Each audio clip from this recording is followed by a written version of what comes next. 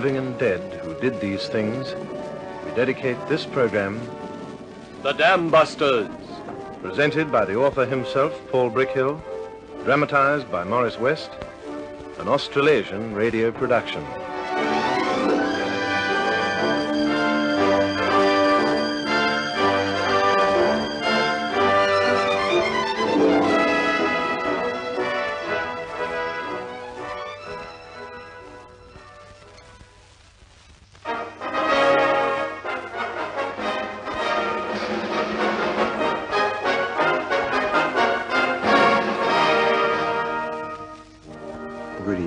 This is Paul Brickhill. Leonard Cheshire had been idolized by 617 Squadron, both air crews and ground crews. They felt their squadron was unique, and it was only fitting that it should have an outstanding officer as CO. Cheshire had fitted perfectly the tradition of Guy Gibson and Mickey Martin. In some ways he had surpassed both of them. But now he was to go. Well, Cheshire, how do you feel about it? Do you want me to argue with you, sir? It wouldn't do you much good if you did. Well, in that case, I can tell you I'm rather glad of it. Browndorf?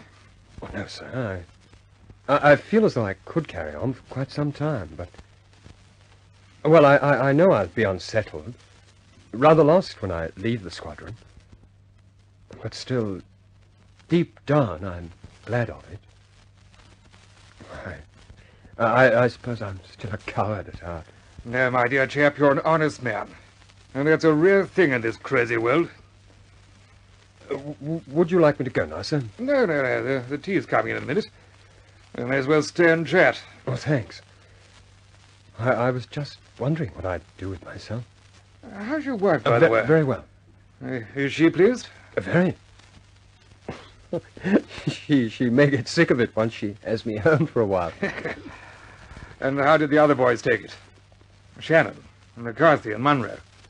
Oh, there was the usual binding. But underneath it, they were very glad. They've been like a trio of sandboys ever since. They've been at it solidly for 2 years now. And they're still only boys. Not any longer. That's the thing that worries me, sir. What's going to happen to those chaps after the war? You know, I often think about that myself, Cheshire. I often wonder what we've done to them. You know, we've trained them for years as efficient means of destruction. We've shown them death and desolation. Then one day we say, well, thank you very much. There's your deferred pay. There are all your citations. There's the record of the nation's gratitude. Well, goodbye and be damned to you. Well, it can't be like that, sir. I know it mustn't be, but we haven't had time to do anything about it. Now, take those boys of yours, for instance. What we should be doing with them now is giving them some kind of retraining to fit them for civilian life. We can't, of course. We haven't the organization. And we don't even know what civilian life will be like. If the present rate of destruction continues, we may all be living underground. Yes, it's a big problem, sir. I've been thinking about it a lot. I'd like to believe that after the war there'll be enough men like you to help those chaps. So, my dear chap, we turn back to the job in hand. More destruction, more death. Oh, sorry, sir. I didn't mean to shoot my mouth off like that. It probably does us both good, Cheshire. To look to the future, I mean. Who's taking over the squadron, sir? It's Willie Tate. Do you know him? I've heard of him, sir. I don't know much about him. What's his record? All bombies. He's 26 and has 2 DSOs and a DFC. He's a black Welshman. Has he got a sense of humor? I don't know. Why do you ask? Oh, in 617 he'll probably need it.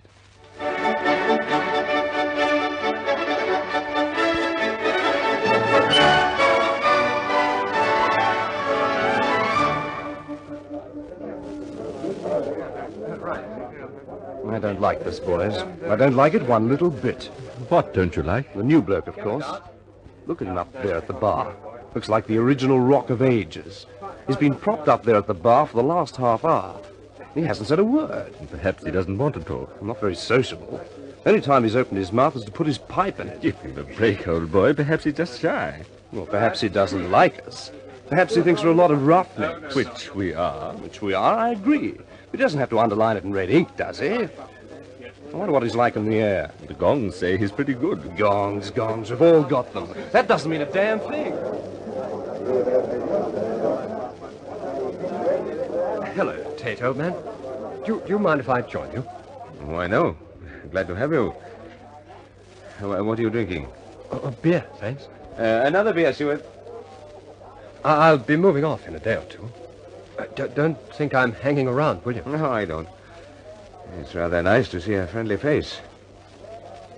I say, look here, are the boys worrying you? No, on the contrary, I think I'm worrying them. Oh, I doubt that. I think we all get a bit old womanish after we've been on one station too long. Once you've done your first operation with them, they'll loosen up then. Yes, I hope so.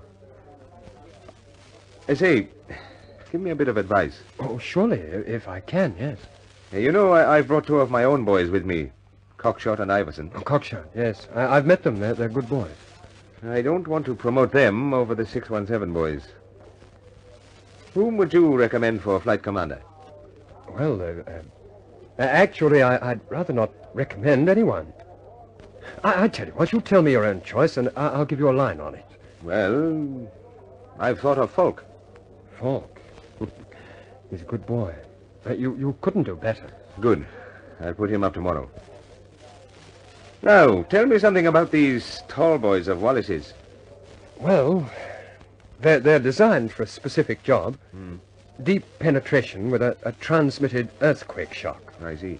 They're a wonderful weapon, but they throw a pretty heavy burden on the men who deliver them. Yes, that's what I thought.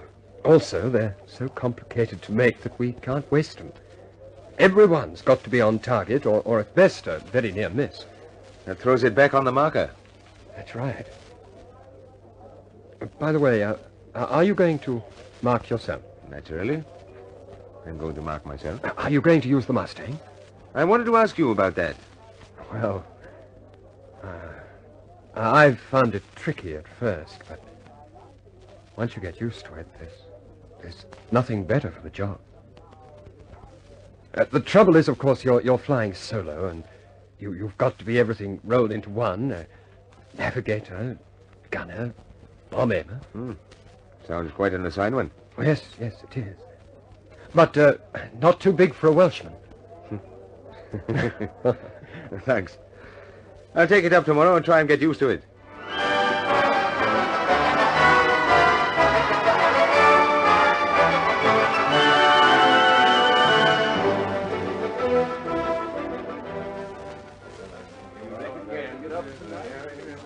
Now, chaps, the weather's breaking.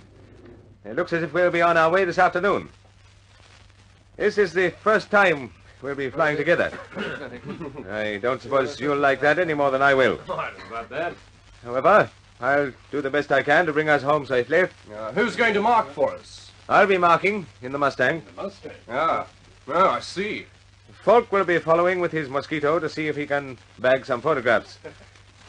I think we'd both like to see that they were just as good as under the previous command. Well, that's all, chaps. Take off time, 1500, unless the... Unless the weather doesn't hold.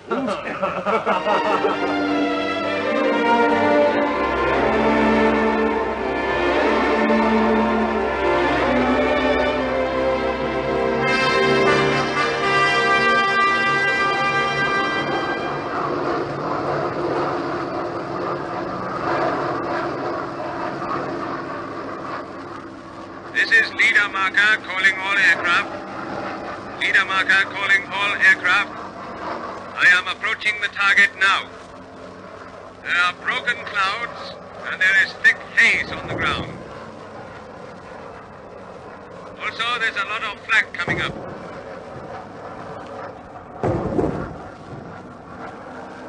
I'm going in now to drop the markers. Then I'll take another look from 4,000. Wait on my report. Over.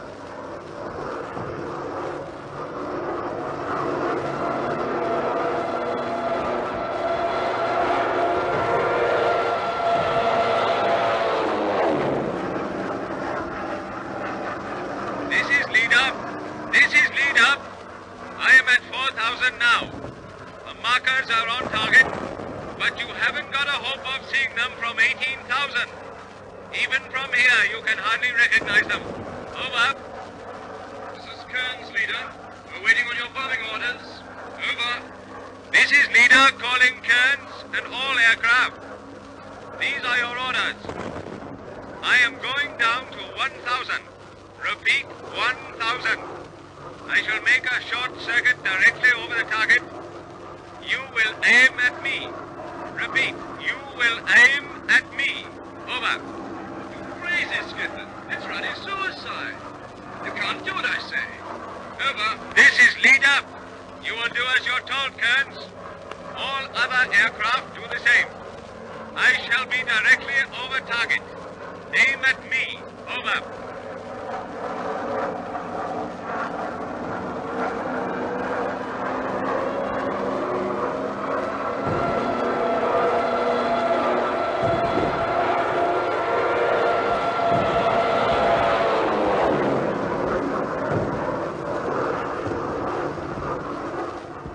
Captain of the bomb, you've heard what the gentleman said.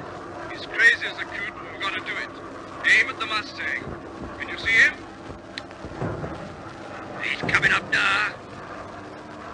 Left a bit. Left. Left. Steady. Bomb's gone.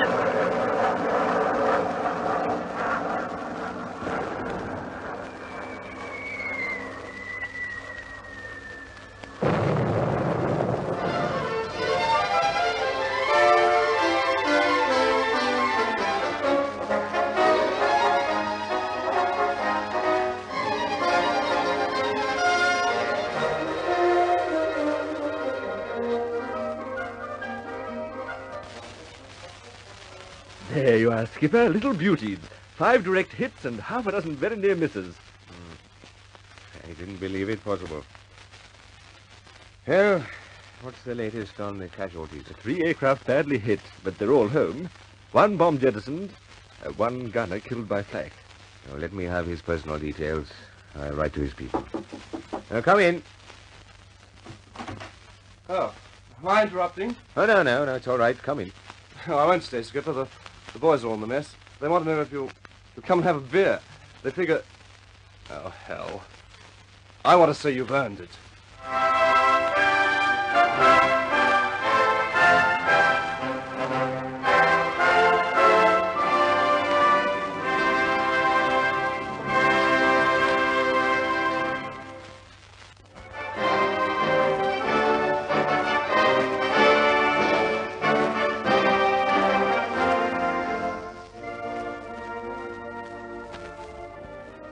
In that first raid, Tate won the confidence of his crews, and before many more raids had passed, every member of the squadron was acclaiming him a worthy successor to Gibson, Martin, and Cheshire. Most of these raids were against the rocket sites, which Hitler had fondly imagined to be impregnable, and the damage done to them was immense. When the Allied armies moved beyond their perimeter and captured some of the former bombing targets, Barnes Wallis was sent to France to inspect the work of his earthquake bombs.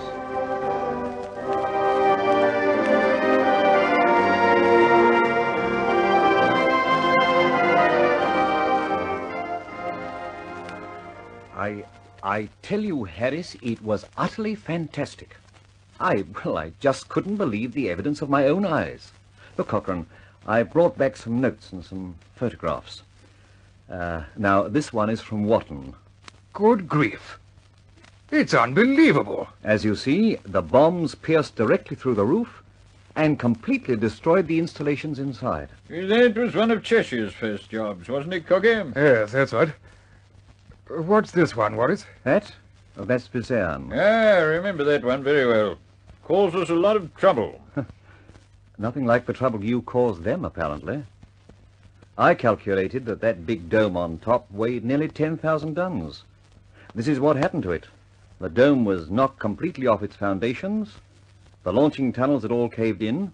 And behind those, there was a maze of galleries. Living quarters and storehouses. They are all blocked by landfalls. Yes, I can't help thinking of the poor devils who got it down there. Yes. I saw some of that. It wasn't pretty. Now, this one is the big storage caves at Cray. Actually, they were just a series of galleries in a huge chalk hill. The bombs were right on target. They bored down straight through the center of the hill and, well, then the hill collapsed. Oh, staggering, Wallis, quite staggering. Tell me, what's this one? Which? Oh, that, I think's the most spectacular one of all. That's at, let me see now. What on earth's the name of the place? Oh, yes, Mimoyek. Oh, yes, I remember that. It's such an odd name. We couldn't figure out what was there. We didn't think they were rockets. They weren't rockets either. They were fabulously huge guns. Yes, guns. They were to fire the B-3 on London.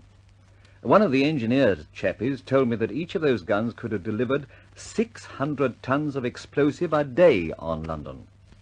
Now look what happened to them. One of the bombs ripped off the whole side of the concrete and blocked the left-hand gun shaft.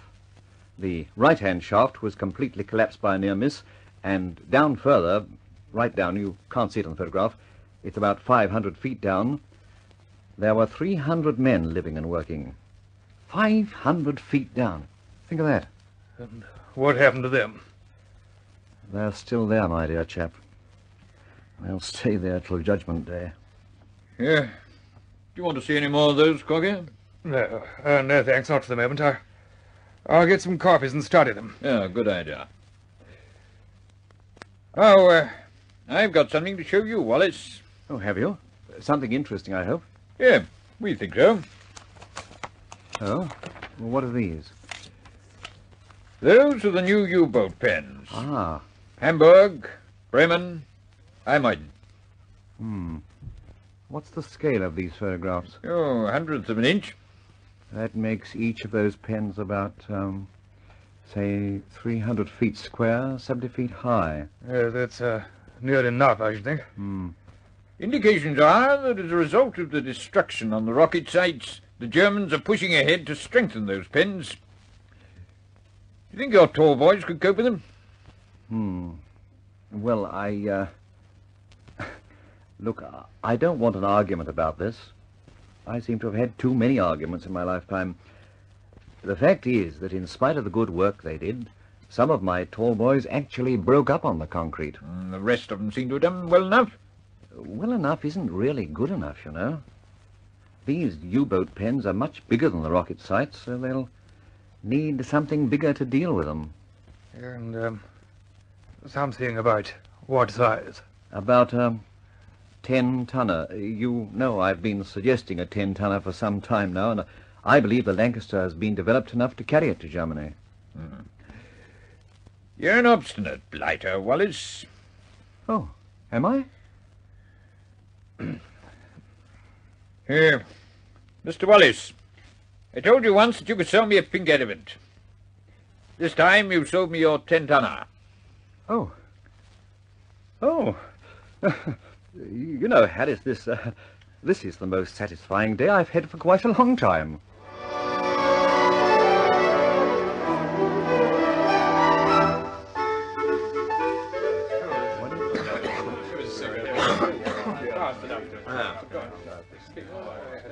Righto, chaps. Right, quiet, chaps. Drag it down. Righto. Right, your target for tonight, chaps, is here.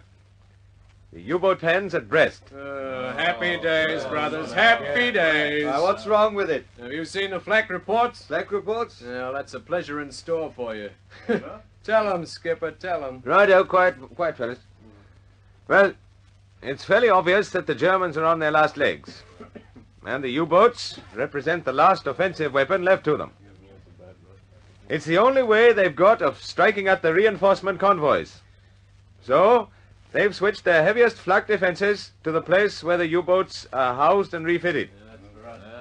Now, that's our job tonight.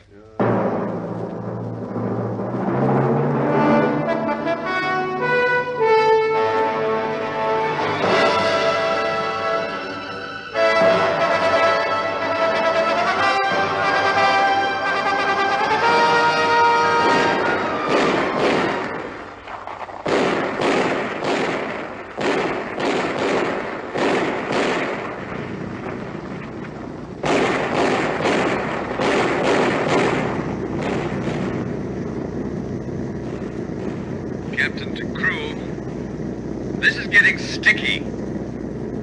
Stand by to pull me out if I get... what the... We're hit, Skipper. We're hit. I know. Tell me what gives. Well, just a minute, Skipper. I'll try to sort it out. Starboard outer's on fire. Yes, I know. I'll deal with it.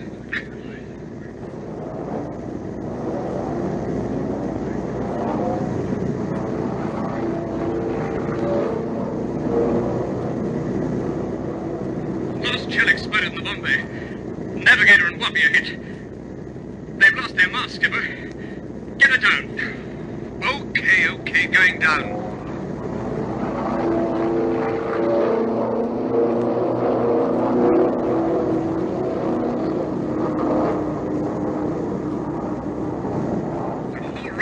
Riddled with holes. Look, the fire's spreading on the wing. I'm sorry. It's no go. Bail out. I can't drag the boys clear. I'll need a hand. Right. I'll see if I can trim her. Then I'll come back to you. Hang on.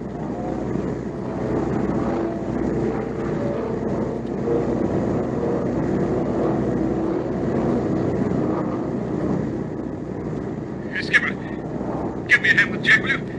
He can't speak. Right. Can you understand me, Jack? Jack. Good man. Now, hook your finger into the ripcord. That's the idea.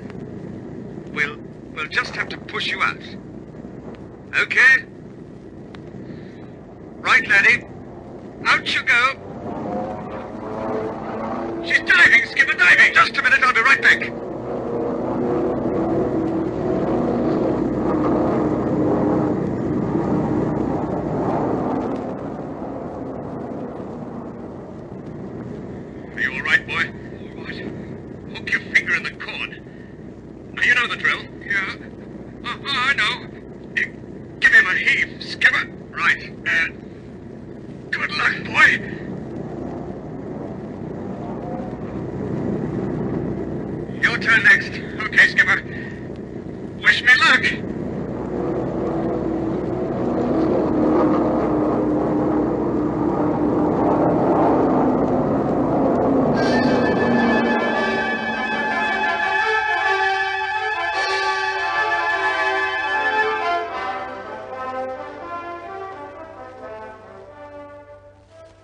Well, that's the tally, sir.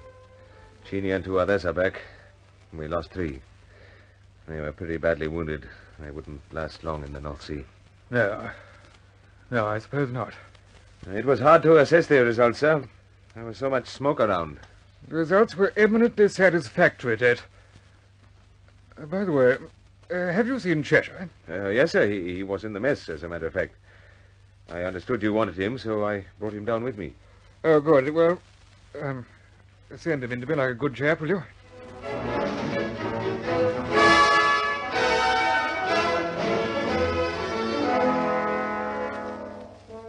You, wanted to see me, sir? Yes. I do, as a matter of fact. Sir, have you got an appointment for me yet?